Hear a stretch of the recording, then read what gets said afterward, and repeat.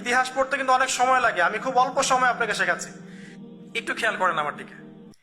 রাসূল সাল্লাল্লাহু আলাইহি ওয়াসাল্লামের ইন্তেকালের পর খলিফা হন আবু বকর সিদ্দিক রাদিয়াল্লাহু আনহু, তারপরে ওমর রাদিয়াল্লাহু আনহু, তারপরে উসমান রাদিয়াল্লাহু আনহু। এই উসমান রাদিয়াল্লাহু আনহুর এই সময় থেকে শেষের দিকে একটা সমস্যা সৃষ্টি হয়েছে। কি সমস্যা? উসমান রাদিয়াল্লাহু আনহুকে কিছু বিদ্রোহীরা হত্যা করেছিল।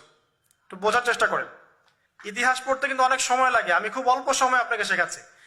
উসমান রাদিয়াল্লাহু আনহুকে হত্যা করেছিল কিছু বিদ্রোহী, ঠিক আছে? যিনি নবী সাল্লাল্লাহু আলাইহি ওয়াসাল্লামের জামাই, দুইজন মেয়েকে বিয়ে করেছেন, জিন্নুরাইন, তাকে হত্যা করেছে কিছু বিদ্রোহী। এরপরে খেলাফতের দায়িত্বে আসেন আলী রাদিয়াল্লাহু আনহু। কে আসেন? আলী রাদিয়াল্লাহু আনহু। আলী রাদিয়াল্লাহু আনহু দায়িত্ব নেন এই মক্কা মদিনা এই জায়গাটুকুর উপরে। তার হাতে সাহাবায়ে কেরাম বায়াত করেন। কিন্তু ওই দিক বলতে বোঝাচ্ছি সিরিয়া, শামের দিকে, সেদিকের গভর্নর ছিলেন মুয়াবিয়া রাদিয়াল্লাহু আনহু। কি নাম? মুয়াবিয়া রাদিয়াল্লাহু আনহু। তিনিও কিন্তু একজন বড় মাপের সাহাবী, ঠিক আছে? তো মুয়াবিয়া রাদিয়াল্লাহু আনহু সেখানে নিজে সেখানকার খেলাফতের দাবি করেন। আলী রাদিয়াল্লাহু আনহুর হাতে বায়াত তিনি করেননি। আলী রাদিয়াল্লাহু আনহুকে বারবার একটা বিষয়ের চাপ দেওয়া হচ্ছিল যে ওসমান রাদিয়াল্লাহু আনহু শাহাদাতের আগে বিচার করতে হবে, হত্যাকারীর বিচার করতে হবে।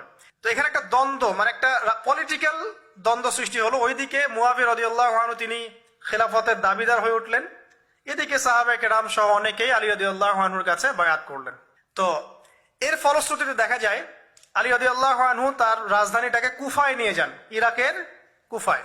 তো ইহুদিদের ইন্ধনের ফলে এক পর্যায়ে দেখা যায় যে আলী রাদিয়াল্লাহু আনহুর এক পক্ষ এবং একদিকে মুয়াবিয়া রাদিয়াল্লাহু আনহুর এক পক্ষ, তারা একটা মানে অনাকাঙ্ক্ষিত যুদ্ধের দিকে চলে যান, ঠিক আছে? এই যুদ্ধটাকে বলা হয় সিফফিনের যুদ্ধ। কিসের যুদ্ধ? সিফফিনের যুদ্ধ। এটা সংঘটিত হয়েছে 37 হিজরিতে। কত হিজরি? 37। এর আগের বছর আবার উটের যুদ্ধ হয়েছে, জঙ্গে জামাল। তারপরের বছর এই সিফফিনের যুদ্ধ। সিফফিনের যুদ্ধে আলী রাদিয়াল্লাহু আনহু বিজয় লাভ করেই ফেলেছিলেন। এই সময় মুয়াবিয়া রাদিয়াল্লাহু আনহুর দলের মধ্যে আমর ইবনে আস রাদিয়াল্লাহু আনহু তিনি বলছেন যে কোরআন ফয়সালা করবে।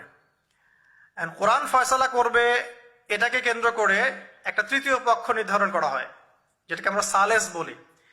যে মুয়াবিয়া রাদিয়াল্লাহু আনহুর পক্ষে একজন, তার নাম আমর ইবনে আস রাদিয়াল্লাহু আনহু, এবং আলী রাদিয়াল্লাহু আনহুর পক্ষে একজন, তার নাম হচ্ছে আবু মুসা আশআরী